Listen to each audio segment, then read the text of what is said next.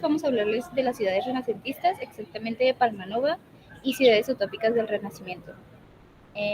Un poco del contenido, vamos a hablarles sobre la temporalidad y espacialidad de estas ciudades, de las características generales y elementos socioculturales, así como los elementos formales espaciales. El Renacimiento, para empezar, se encuentra entre los siglos XV y XVI, en el cual dio origen a ciudades renacentistas tales como las que les vamos a hablar.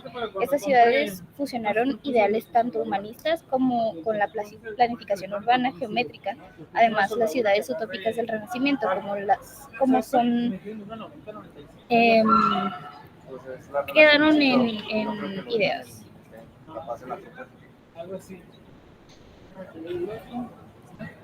Palmanova y las ciudades utópicas del Renacimiento tienen ubicaciones geográficas. Exactamente Palmanova, ya que esta está ubicada en Italia, en la región de Friuli, Venecia, Giulia, en el noroeste del país. En cuanto a las ciudades utópicas del Renacimiento, estas no cuentan con una ubicación espacial, debido a que, como lo comenté antes, quedaron solamente en ideales, siendo bocetajes, ideas y planificaciones que nunca se dieron. Tenemos la temporalidad y espacialidad de las ciudades.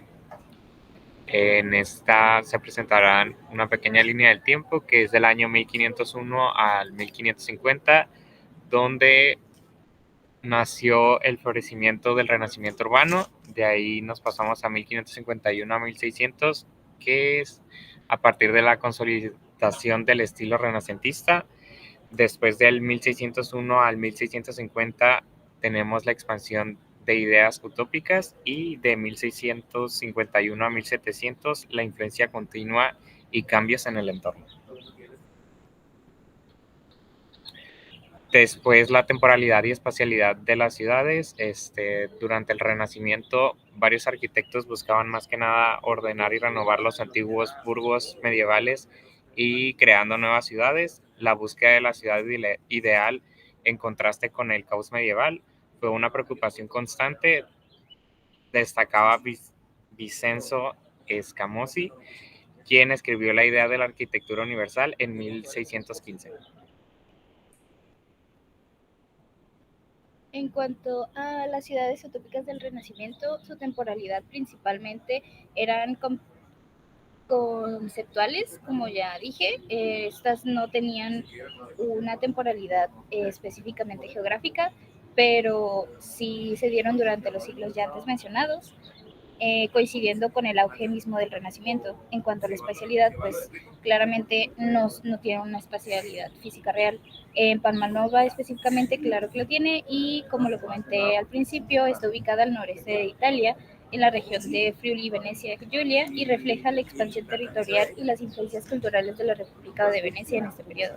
En cuanto a su temporalidad, fue fundada en 1593 durante el siglo XVI en el contexto del Renacimiento tardío. Como pueden observar, las dos están ubicadas temporalmente en tiempos distintos del Renacimiento. En cuanto a las características generales, podemos destacar que, por ejemplo, Palmanova era una ciudad muy geométrica. Fueron centros de renovación cultural y arquitectónica con diseño geométrico, monumentos impresionantes y la influencia del humanismo. Esto pues reflejó la transición hacia la modernidad y la admiración por la antigüedad clásica, dejando un legado duradero en el paisaje urbano. Después, en las ciudades utópicas del Renacimiento se tenía el idealismo filosófico, que estaba enfocado en la construcción de sociedades perfectas basadas en principios humanistas e igualitarios, así como educativos, y a su vez la ausencia de limitaciones físicas que pueden incorporar elementos fantásticos y visiones utópicas que no están restringidos por la realidad física. Mientras que en Palmanova teníamos un diseño estelar, que su plano urbano tiene una forma de estrella de 9 puntas, y una de las características distintivas era la planificación renacentista. También tenemos la fortificación, que eran murallas defensivas que evidenciaban la importancia estratégica y militar de la ciudad en un contexto histórico de conflictos. En cuanto a las características generales físico-espaciales, tenemos la creación de muy pocas ciudades inconsolidables, la destrucción de ciudades viejas, también se buscaba la defensa y estética dentro del emplazamiento, orden y disciplina, horizontalidad, simetría, trazado reticular y propuesta concéntrica radial. Pues en conclusión, geometría.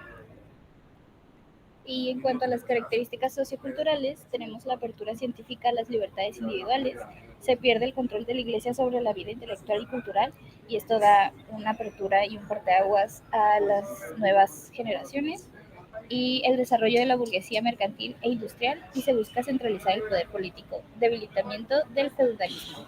Todo esto más en cuanto a ideologías y no tanto a la arquitectura misma, claro que se ve afectado. Tenemos los elementos socioculturales. En cuanto a culturales, tenemos las culturas clásicas como la realización suprema de la idea de perfección. Se trataba de un renacer, de un volver a dar vida a los ideales que habían inspirado a aquellos pueblos. Y en cuanto a elementos sociales, tenemos que imponer el reconocimiento de los derechos terrenales de los humanos como consecuencia de una nueva mentalidad. Los humanistas hablan de la dignidad del hombre, independizan la filosofía de la tecnología y desean que la razón actúe en zonas antes reservadas a la fe relevada. Y por último, en los elementos formales espaciales, como ya se mencionó varias veces antes, Palmanova se regía por geometría, igual las ciudades utópicas, pero la que fue llevada a cabo, que fue Palmanova, fue la más cercana a una ciudad utópica, o se intentó. Tenía forma estelar de una estrella de 9 puntas, y en la arquitectura renacentista, pues la unidad y la simetría, la proporción eran fundamentales. Se destacaban las formas geométricas básicas como cuadrado, círculo, cubo, la esfera, y en el sistema de proporciones se empleaban diversos tipos de plantas, incluyendo las centralizadas y las longitudinales, con énfasis en la armonía y la colaboración entre ellas. En cuanto a las ciudades utópicas que no fueron realizadas, por ejemplo, tenemos la ciudad ideal de Tommaso Campanella, que influyeron varios factores para organizar su insurrección y su obra utópica, claramente, ya que, pues, obvio, no fue creada. Que pueden ser tenidos en cuenta. En primer lugar, es evidente la situación socioeconómica del sur italiano, con un alto grado de corrupción y miseria en la segunda mitad del siglo XVI. Pero por otro lado, esta situación caló una sensibilidad compleja y tormentosa en un hombre influido por la astrología. El milenarismo llegó a predecir el fin del mundo para el año 1600, y por un acusado misticismo no, pues, claramente no se acabó. Eso no me molesta, porque Lisa también llega. Eso sería todo por nuestra parte. Gracias.